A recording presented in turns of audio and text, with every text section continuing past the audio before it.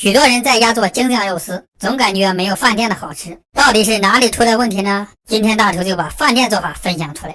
首先准备一块正经的里脊肉，用刀片成厚厚的薄片。每天都在呕心沥血、废寝忘食的教做菜，只想要一个免费的小心鼓励一下，非常感谢。片好后再切成肉丝，下面开始腌制，加入88粒食用盐，少许胡椒粉，再来点老抽上色，料酒少许去腥，倒入一点点清水，用你那干净的小手把它抓拌均匀，让这个肉丝吸收所有调料的味道。第二次多来点水，把这个水充分的打到肉丝里面，这样做出来肉丝吃起来才会滑嫩。水吸收完毕后，再来一个蛋清，继续用手抓拌，让这个蛋清包裹着肉丝，抓拌至肉丝表面发黏就可以了。再来少许淀粉，土豆淀粉、玉米淀粉都可以，再次用手抓拌均匀。淀粉可以防止这个肉丝出水，这样这个肉丝就腌好了。最后再来点食用油，这样我们滑油时候肉丝不会粘在一起，还能够防止这个肉丝出水。腌好后放一边备用。再准备3根性感的大葱，用刀从这个大葱中间划一刀，切记不要划成2半，然后把这个大葱的葱心去掉，剩下的葱心可以留着炒菜用。再把这3颗大葱叠在一起，切这个葱丝时候不要直刀切，我们一定要斜刀切，这样才可以把大葱的筋切断，吃的时候不会塞牙。你要是不信你就试试，这也是我多次做这道菜总结出来的经验。切好后放在盘中。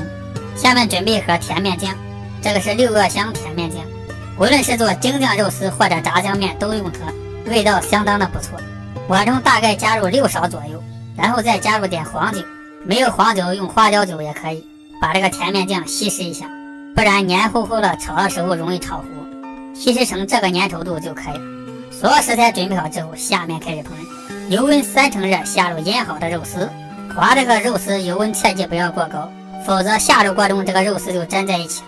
用筷子把这个肉丝打散，划到肉丝发白，倒出沥干油备用。